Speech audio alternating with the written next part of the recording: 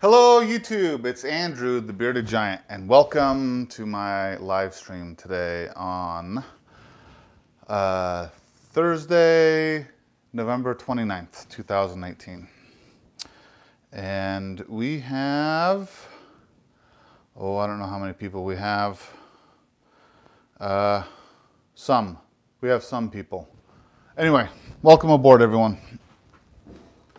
So, my mom is in the chat room tonight, and in honor of her, I'm going to retell a story she told me this last weekend. It was Thanksgiving this last weekend,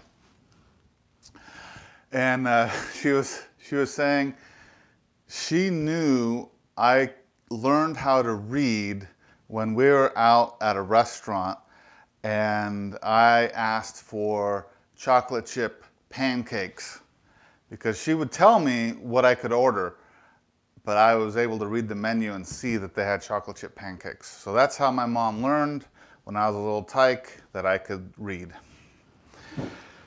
Oh, all right.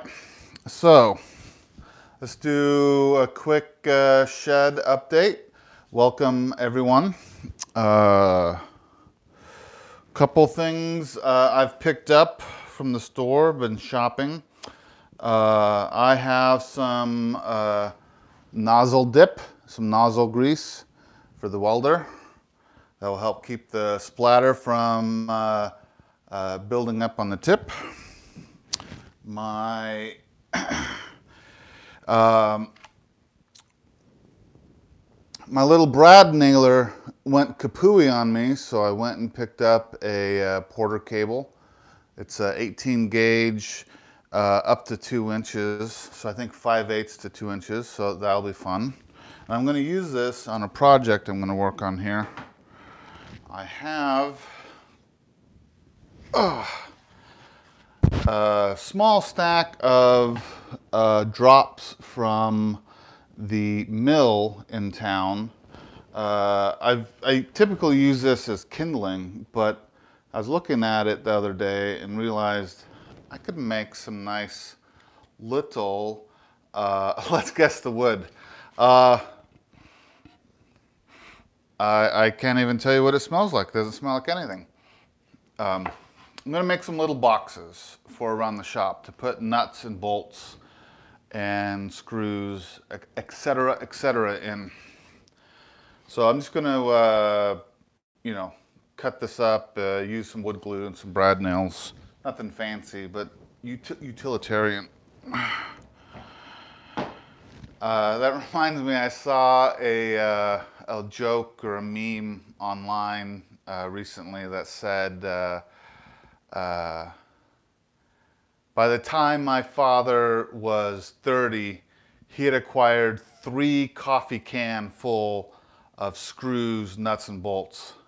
I am 30 and I have nothing to show for in my life. I thought that was funny. Oh, vanilla wood. Hey, how's it going, guys? Thanks everyone for stopping by. Just doing a real quick sort of shed update. I haven't been working in the shed so much lately, this last week or two, mainly because it was wood scented. Yes, this is wood scented wood, and if I could distill the essential oil, I would sell it as a beard oil, as wood oil. It smells a little bit like fir, maybe Doug fir. That's the prevalent tree that we log here. Oh, what was I saying? Oh, I told my silly little joke. Oh, what's wrong here? Oh, it doesn't matter. Oh yeah, like I said, I hadn't been working in the shed a whole lot. Last week was an off week with the Thanksgiving holiday. I went down to the coast, as many of you know, and spent it with my sister and her husband Gary, the Bearded Woodworker, and my nephew. and my mother. We did a impromptu live stream from down there, and yeah, it was fun. Good trip, great food, great company. I enjoy spending time down there. It's quiet. It's a small town. The town itself, there's not a lot happening, but that's great because I can just leave the hubbub of what we call the valley. I actually live in a valley called the Tualatin Valley, but the main valley on the other side of the hill is called the Willamette Valley, and that's where primarily the population of Oregon lives. The highest density of people live in one valley in Oregon. Of course, we have people living in eastern Oregon and at the coast, but the densest portion is in one valley. Oh, okay. Let me show you what I did, what I was able to do. Hey, Bob. Thanks for coming in.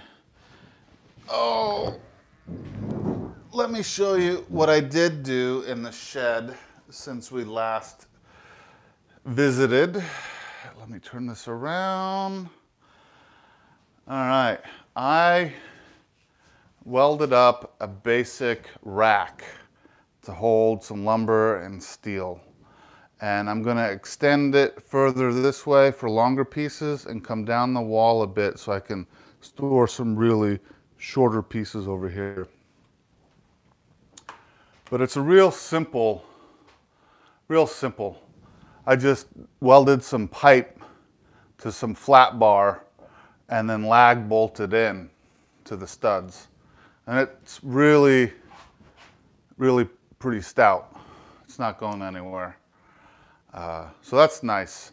I can store, I got some store wood and metal. I got some 1-inch tube up there, some angle iron, some flat bar. And as I collect more stuff, I'll store it up here. So that's kind of all I've done so far in the shed since we last hung out. Let me do a pull-up on it. Are you kidding me?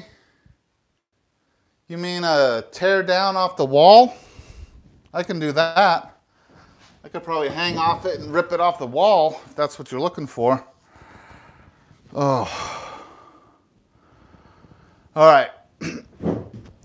Oh, another thing I picked up was a brand new one of these clamps. This came in real handy in that little project. And I have some raw video of making that rack tear down the wall.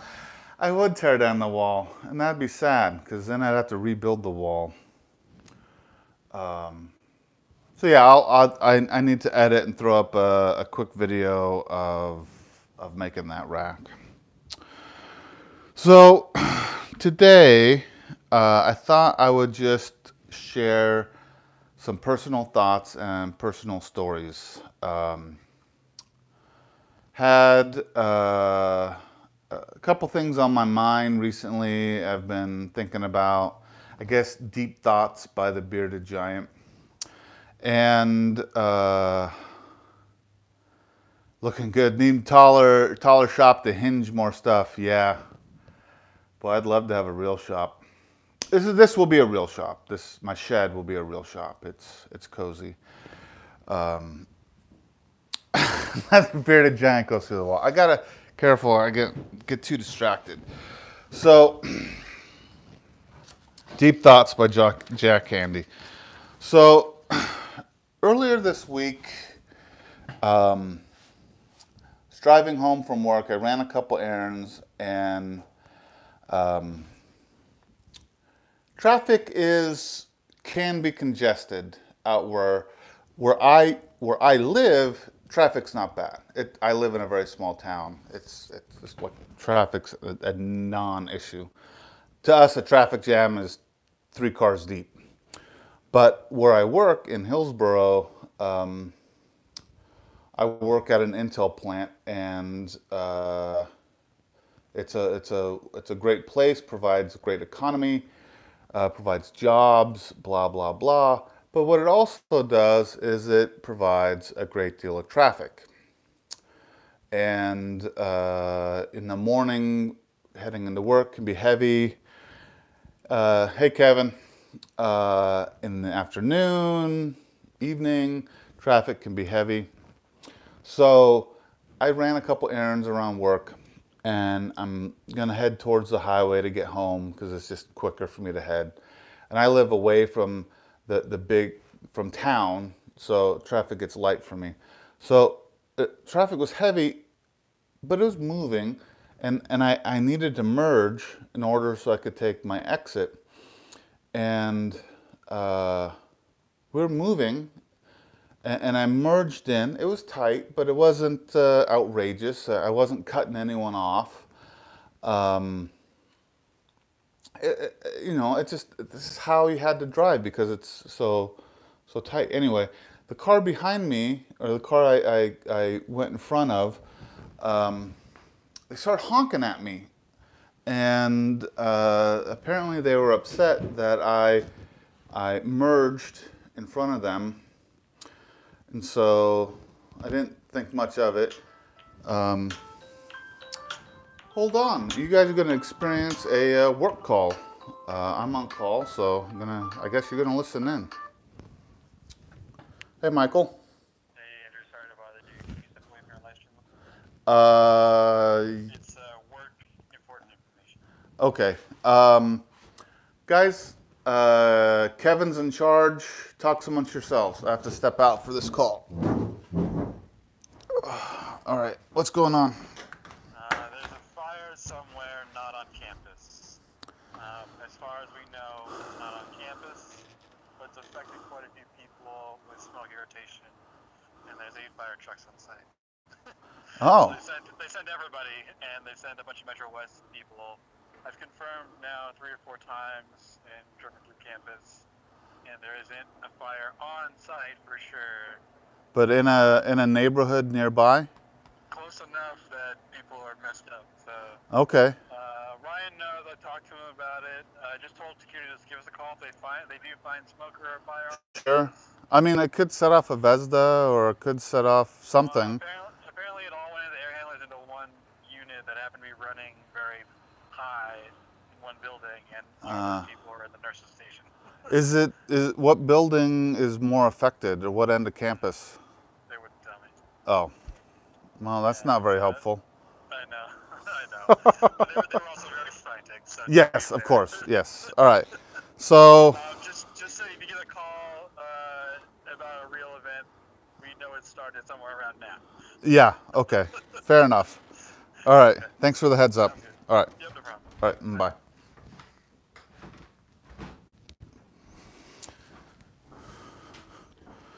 So I just realized my mic is, I'm still mic'd. That's funny. So as you guys know, I work in the fire protection field, and we make sure that Intel maintains regulatory compliance with its fire suppression.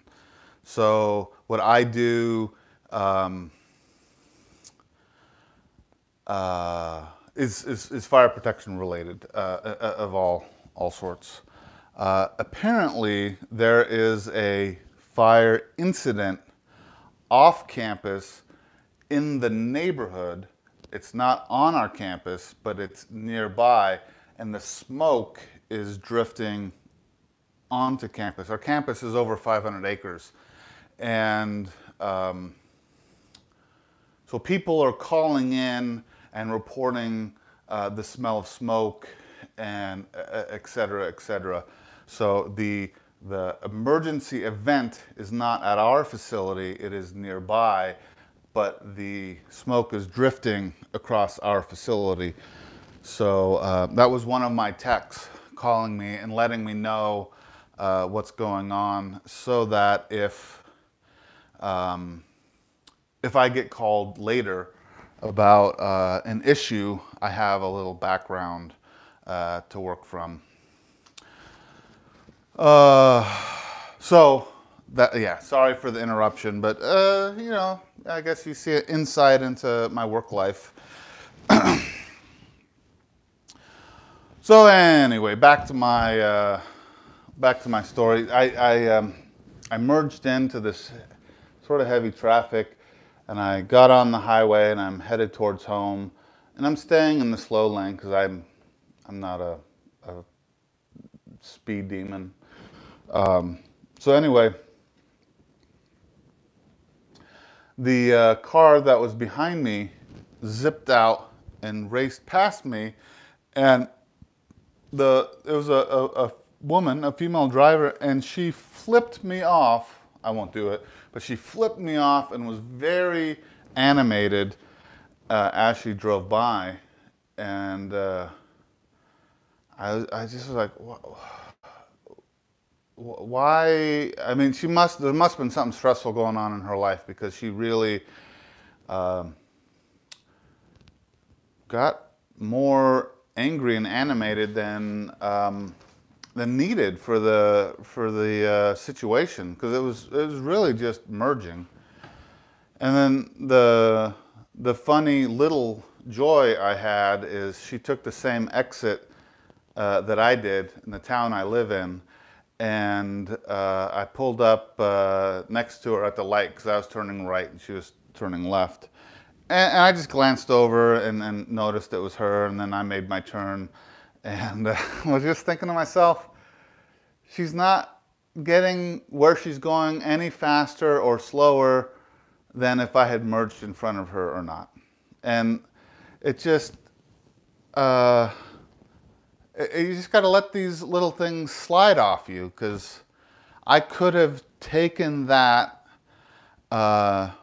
negative energy that she was projecting, and I could have let it upset me and affect the rest of my day, rest of my evening, and it could have stressed me out. But instead, I just like, whatever.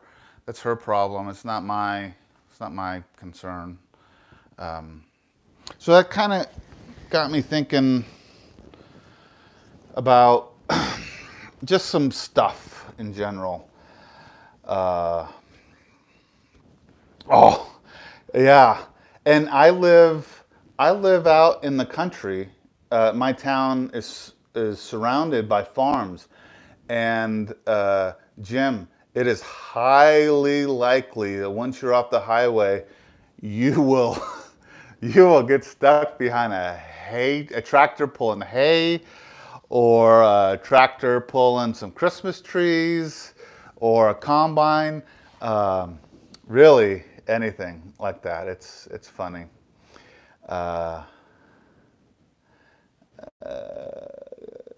Oh yeah, congestion. I don't understand the people who cut and weave and jive through traffic just to get 1, 2, 3 cars ahead. But by the time they get to where they're going, they if they would have just stayed in their lane, they would have made that distance in the same amount of time anyway. But anyway,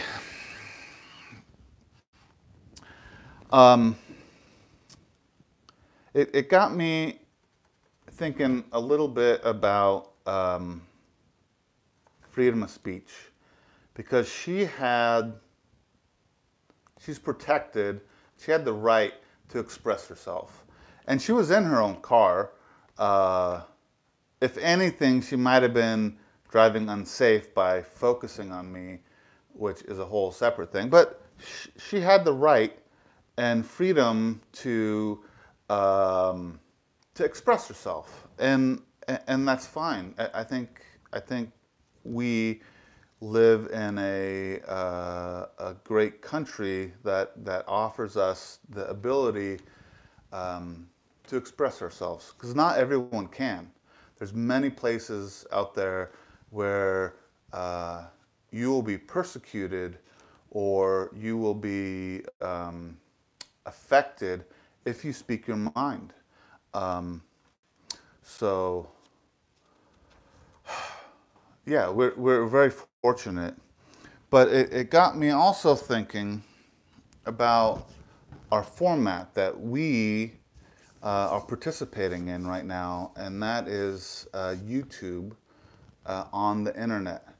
And the internet, in my mind, how I kind of envision it, is like the old town square, where if you wanted to learn something, or if you wanted to meet with someone, or if you wanted to buy something, or if you wanted to express yourself, you went to the town square.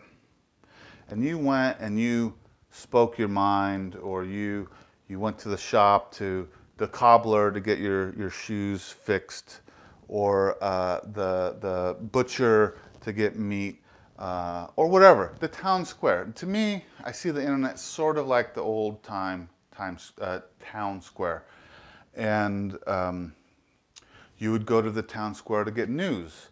You go to the town square to socialize with other people. And the internet is sort of like that. If you bend your mind a certain way, you can kind of make those parallels. And so, with the internet, it's a obviously World Wide Web. Hey James, thanks for stopping by. It gives a voice to people who may not have a voice. And so I was talking with someone a little bit in content creators, a little bit about how the internet is kind of a two-edged sword.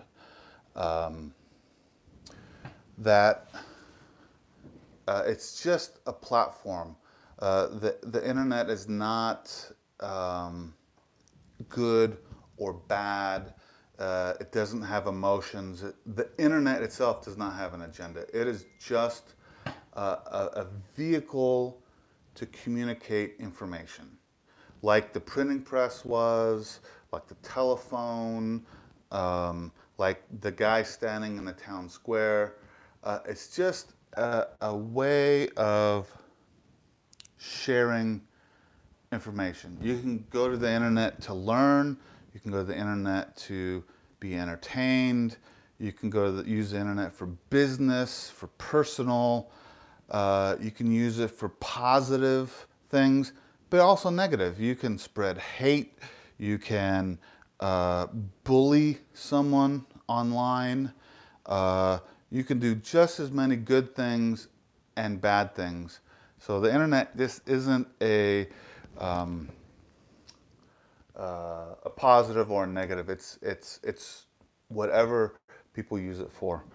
And I was thinking about freedom of speech and how here in the United States we generally allow you to speak your mind and to share your position. And there are some limitations. For instance, you can't go into a crowded movie theater or go into a crowded theater and yell fire, because that's dangerous. You can't, of course there's laws about age restrictions on certain types of material to talk about or express. But generally speaking, we have very broad freedom. And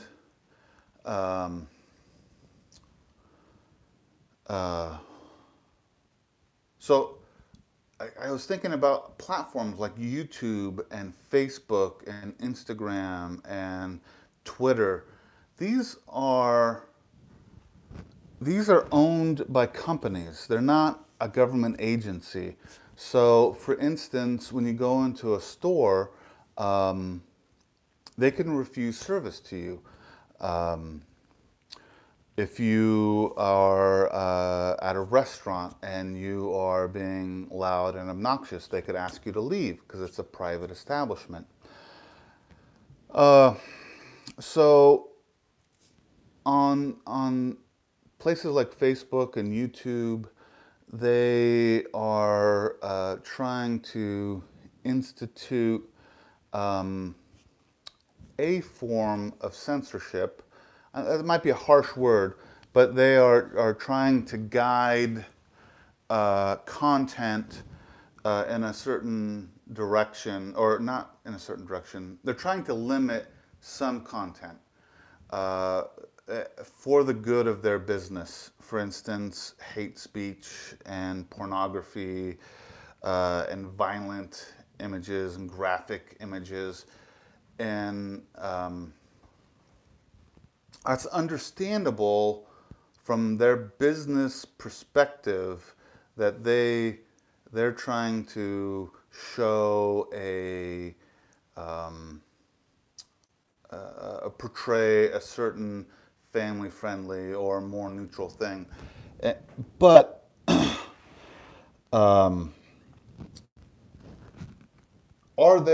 are big behemoth, big large companies, do they have to respect or do they have to follow truly freedom of speech? And I don't know if they do or don't.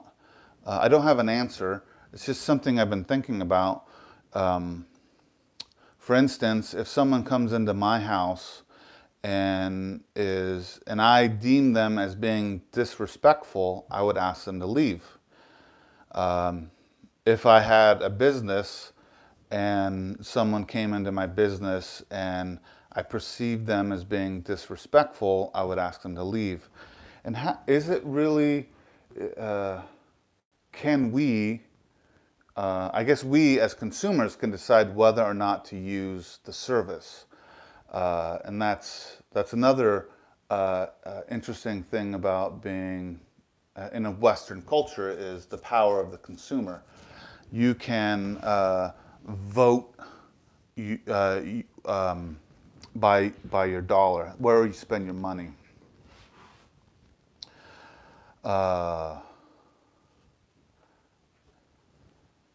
Let's see, if you're not paying for it, you're not the customer, you're the product being sold. And these are one's good product to sell. Yeah. So it's tough. It's tough for me to grasp around freedom of speech when it comes to business. Because I have my own opinions, but I'm not the ruler or dictator of the world, and it would probably be a less than ideal world if I ran it. But anyway, I guess what I'm getting at is I don't know what I'm getting at. This is something I've been thinking about recently, because it is. I think it's great that we Americans and Western culture, generally speaking, we are free to live lives how we choose to, and I know this is really kind of touching and dipping onto politics a little bit, and they were waiting to be enlightened. Boy, I wish I could enlighten you all, but I don't know if I can. I can just ask questions. If I was a yogi or a wise man, I probably would. But I guess I don't understand. I guess I do. I do understand, but I don't get it fully. Back to my car incident. Why people can be so rude and aggressive towards each other all the time? Because you don't have to be. I mean, it benefits us all to be just a little polite, a little courteous, a little understanding. I'm not saying bend over backwards, but you know, let the little things go. For her, the driver, she could have just let it go. That that I merged in front of her, and it might have been frustrating, but you know, don't let it ruin your day. Uh, I don't get the aggressive, the hatefulness that seems to happen. Um, yeah. Oh, so I have a little a libertarian bent about me, uh, where I don't like people meddling in my business. I just, you know, the government and corporations, they should just, you know, not go involved. But that's what happens. I mean, that's the culture we live in. So anyway, an old joke that I used to have this printed out and on a notebook years ago. Um, what is in a libertarian salad? Lettuce alone. Um, I always thought that was a funny joke. Uh, so, yeah, so uh, letting things roll off you, don't sweat the small stuff. Um, and people have the right to speak their mind. Um, and you don't have to get upset over what other people say, because that's their business. You just mind your own. Um, and it got me a few weeks ago. I had an experience on Facebook. Um, I am Facebook friends with my first wife. We got married in our 20s. And we were young. We didn't exactly know what we were doing in life, but you know, it's not uncommon. Oftentimes, young people enter into stuff that they may or may not should have. Anyway, we got married young. It didn't last very long. I think our marriage technically was only 18 months or something. And it wasn't a bad breakup or anything. It's just we shouldn't have gotten married. Anyway, back to this. So my first wife, she posted on Facebook. She's telling snippets of her life on Facebook. She has her PhD. She deals with MS. A very intelligent, motivated woman.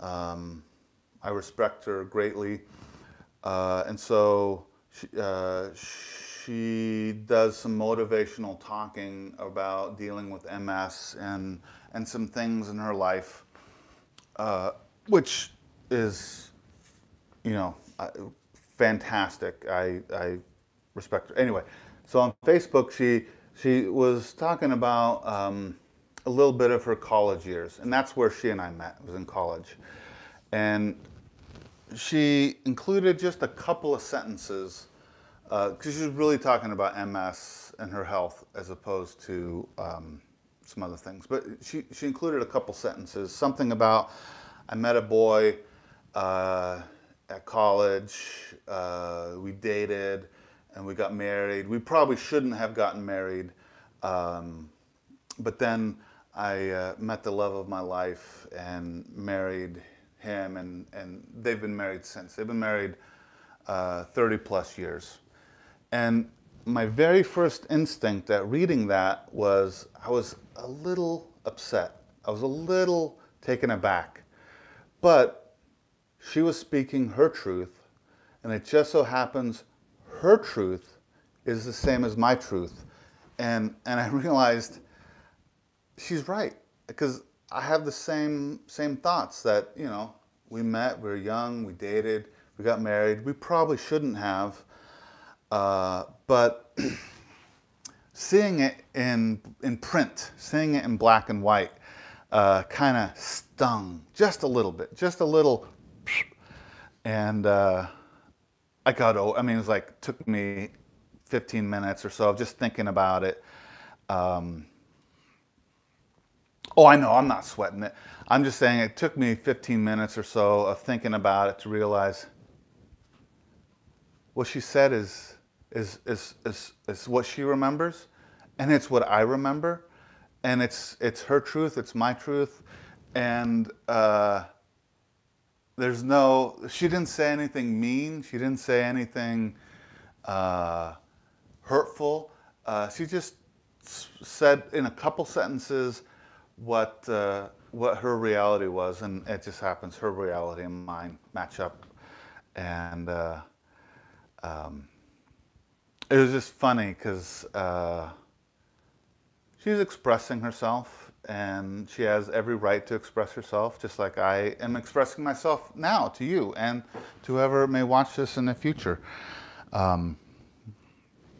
It was just kind of funny, reflecting on that, thinking about you know, people's right and ability to say things, and sometimes it can be hurtful, and sometimes it can't. In this case, it was only hurtful for a moment, and I got over it once I realized how silly it was to even focus on that. Oh. So another thing I wrote down here that I might talk about is I, over the years, have picked up hitchhikers, mainly because if I ever am broke down on the side of the road, well, now not so much with cell phones, but back in the day, before cell phones were prevalent, it could be a long walk before you get to a payphone to call for help. But anyway, so I would pick up a hitchhiker from time to time.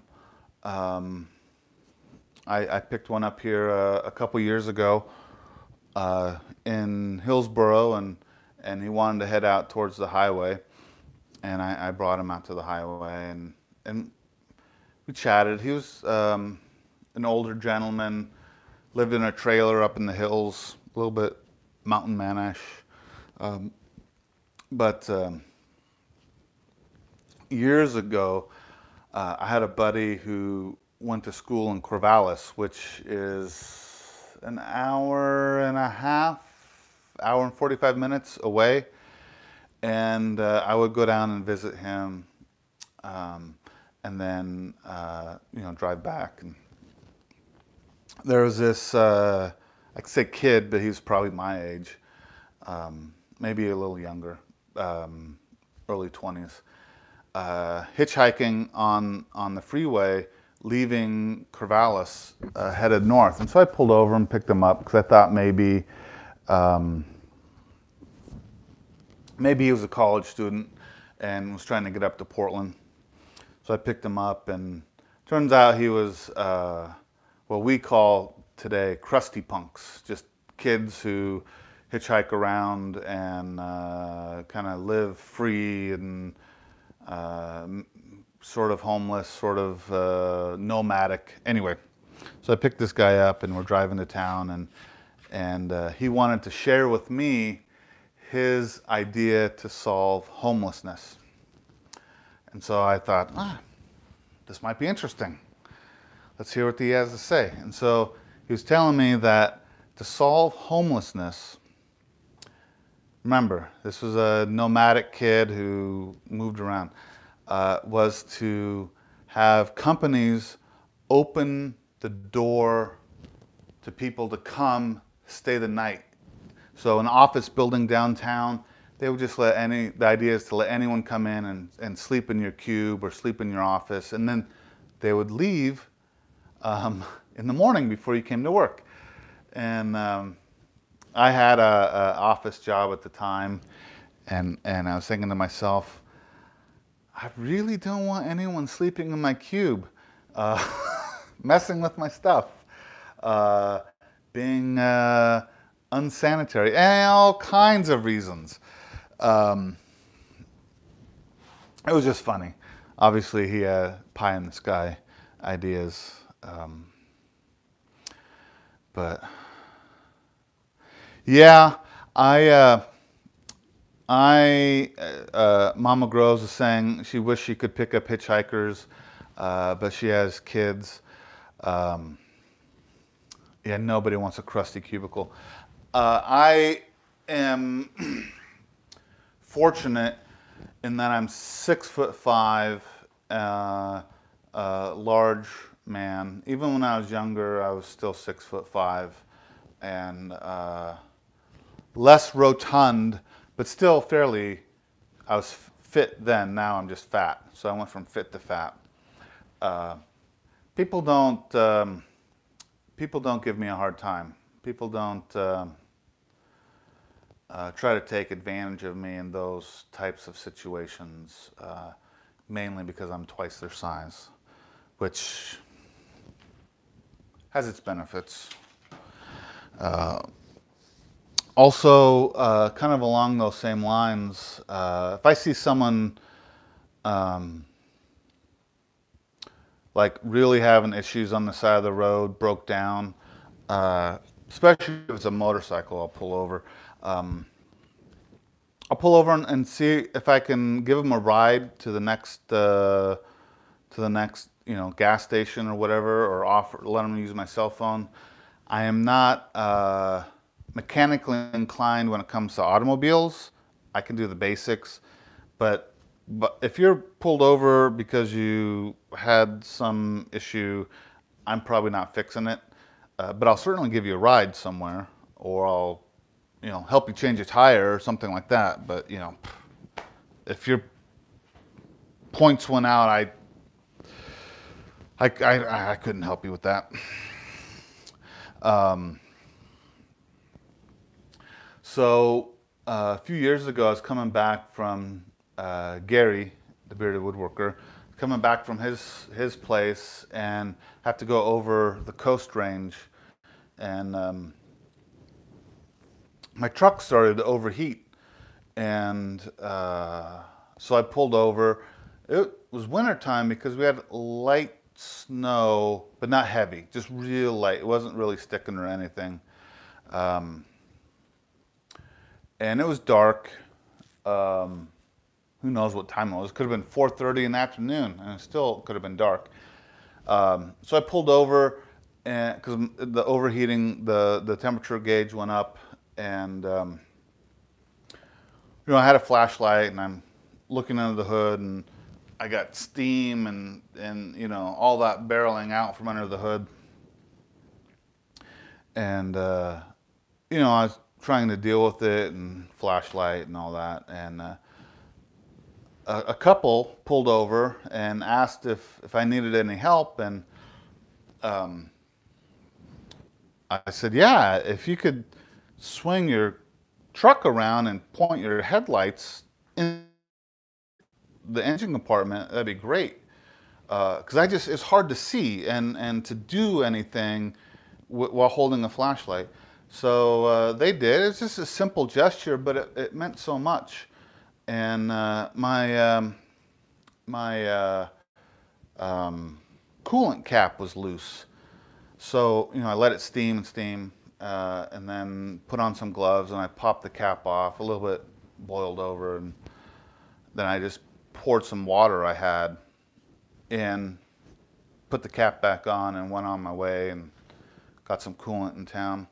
But it was the really nice, simple gesture of them pulling over and seeing if a stranger needed a hand. And, I didn't need them to get out and get dirty. I didn't need anything. I just help me see. Just, pull your truck around, point it so I could use your headlights to see into it. Was, so that's what I do when I try. It was already unscrewed, Gary. It was already loose. So it already was coming out. One time, Gary, he and I were up cutting firewood, and we each had a truck. And he borrowed a truck from someone because he has a Suburban. Now he has a truck, but he has a Suburban too. But he had a Suburban, and the Suburban wasn't really appropriate for firewood. So he borrowed a pickup truck from someone to go get firewood. So we had my truck. I had a light duty truck, and he borrowed a half ton. And so we went up to cut firewood, and same thing. His the temperature gauge came on, and the truck he borrowed was overheating, and so I don't know if he honked or whatever. I was in front of him, but we stopped, and we didn't really put a lot of thought into it. But I'm like, let's check the radiator fluid. Take that cap off. Old faithful geyser coming out of the radiator. We lost a lot of water doing it that way. And then we used the rest of our drinking water to top it off, so we could get down off the hill, out of the mountains, and get more water into it. But yeah, just let it rest. Just chill out. Let the radiator cool down a bit before you take that cap off. Yeah, I'm being a little deep tonight. Mainly because I didn't have a lot going on in the shed. The holidays, and I picked up a video game, which I probably shouldn't have because I really like it. And I've probably put 10, 12 hours into it so far since Sunday. It's called Red Dead Redemption 2. It's a cowboy game where you ride a horse around, and you're part of a gang, and you have to, rob people and stuff. Kind of the opposite of my personality, so I guess living vicariously through the video game. Anyway, it's kind of sucked away some of my time that I could have been out here working on things. So that's why I'm just sharing thoughts and stuff with you, since I didn't have a lot going on creativity wise or making wise. Yeah. Here's kind of a couple random things. Some of you may be trained in first aid and whatnot. I heard the horses that are hard to control. Yeah, he's talking about the game. Apparently he plays too. It's tough. It's tough going after those horses. I've tried. Hitchhikers 42.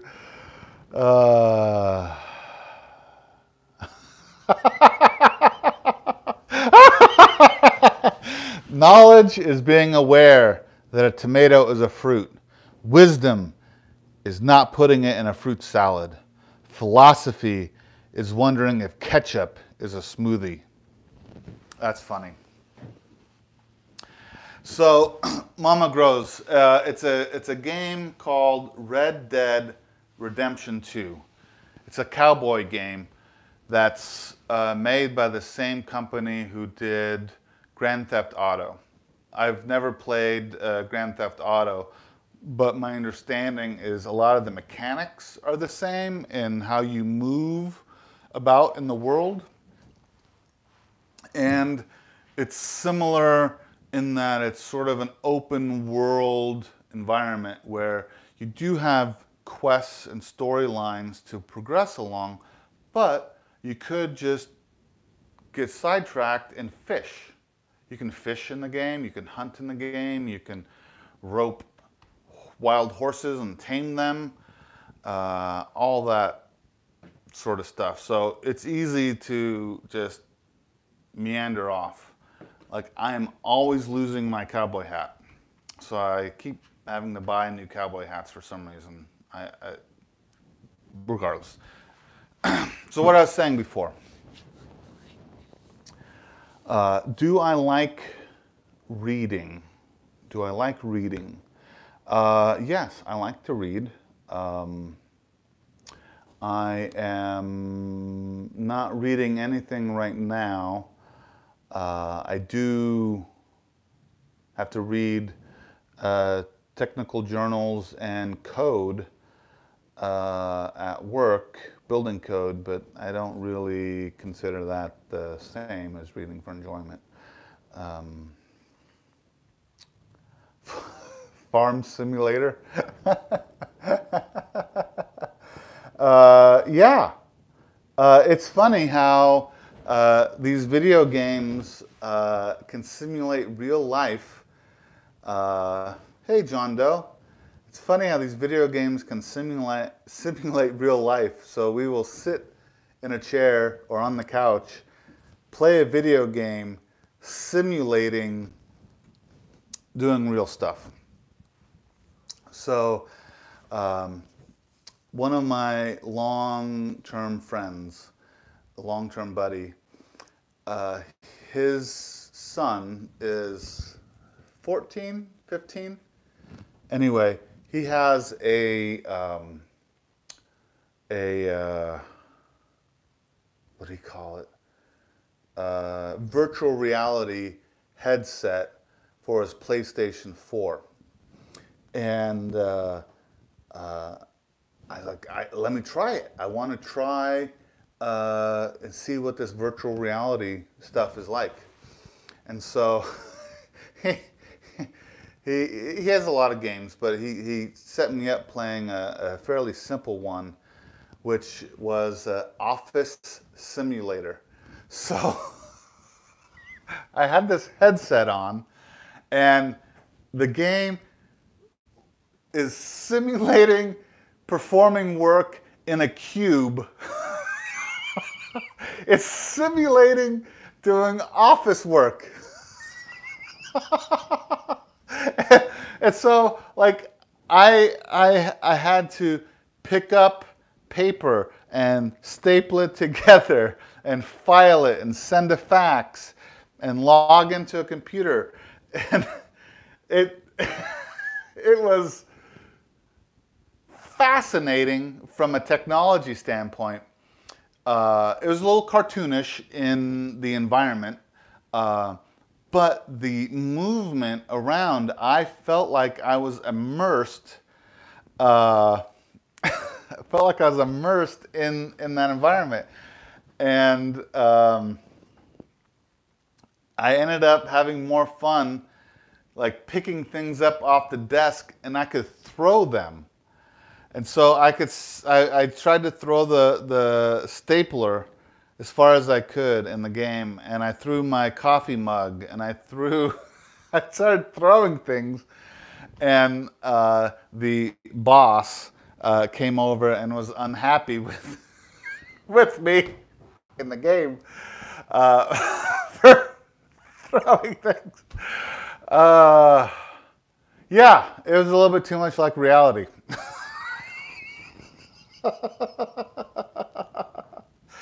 Oh my gosh. Yeah. No, it wasn't a red stapler. But I saw someone this week with a t-shirt on saying, "Have you seen my swing line?" or "Have you seen my red," I don't know what it is, but it was a red swing line stapler, and I chuckled. Hey, good night. Good night. I haven't been paying so much attention to chat tonight. I apologize if I've missed some of your questions or comments. If there was something important I missed, just retype it in there and get my get my attention. Someone suggested decorating the shop for Christmas. I own one Christmas decoration. I own a little ceramic Santa. And, well, in fact, it's my only holiday decoration I own at all. So my ceramic Santa is my Easter decoration. It's my Thanksgiving decoration. It's my 4th of July decoration. So I suppose it's time to pull out my ceramic Santa. It's maybe I'll bring it to the next live stream. And yeah. Robert said, if you only got paid to play that game. Yeah, unfortunately, I get paid to play that game in real life, and it's not as fun because I don't get to throw my stapler at work, and I don't get to throw my coffee mug at work. But the joke is, I pretend to work. No, they pretend to pay me, so I pretend to work.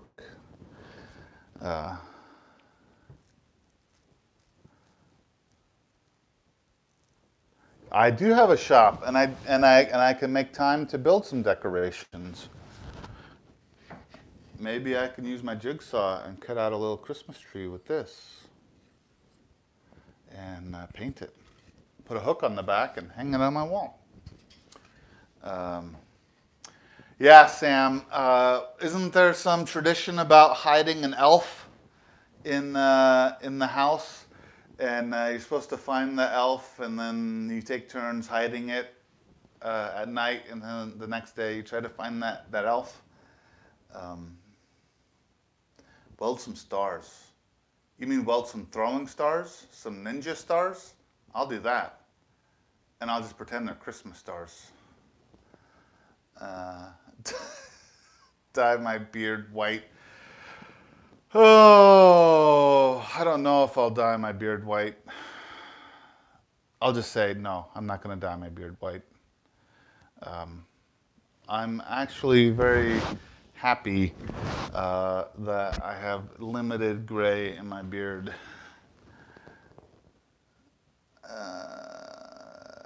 I absolutely will not do that elf thing with my granddaughter.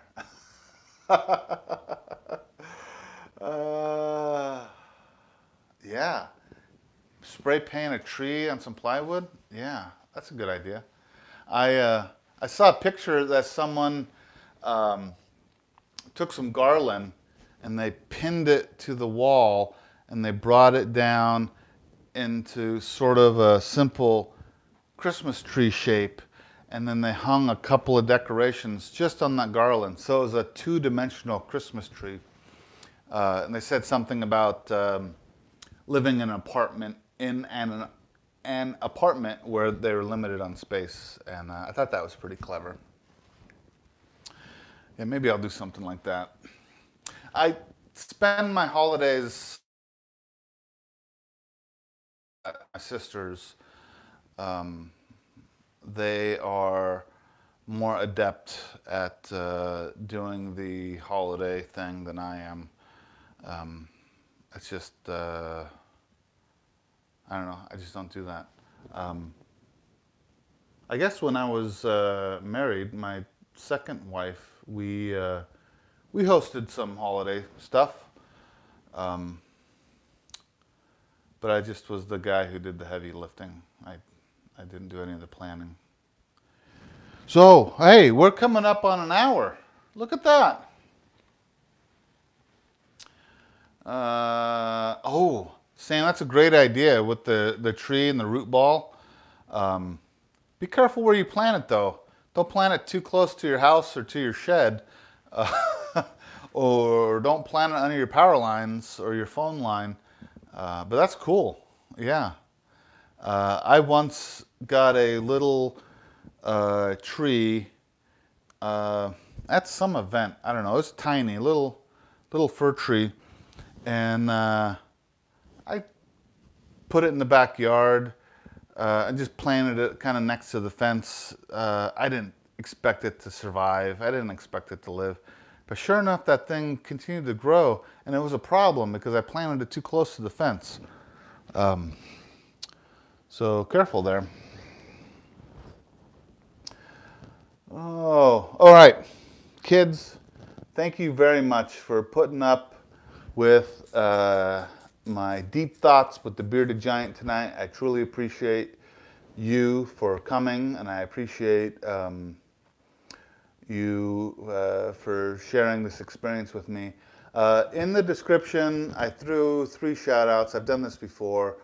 Actually, I've shouted out these 3 people before, but I really appreciate them as YouTubers and people.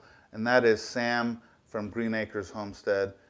He does a fantastic job running the Content Creators website. I truly appreciate what he does, and I think it's great. Also, Kevin from Hope This Works Homestead. I really like Kevin. He is a funny dude, and I appreciate him and everything that he does. Also, thank you to Gary, the Bearded Woodworker, not just because you're family, but because you've inspired me to take on this YouTube, and I've really enjoyed what I've done here. Thank you everyone for watching, and I'll see you next Thursday, 4:30 Pacific time, for my next live stream. Maybe you should keep an eye out for a little ceramic Santa. All right, take care everyone. Good night.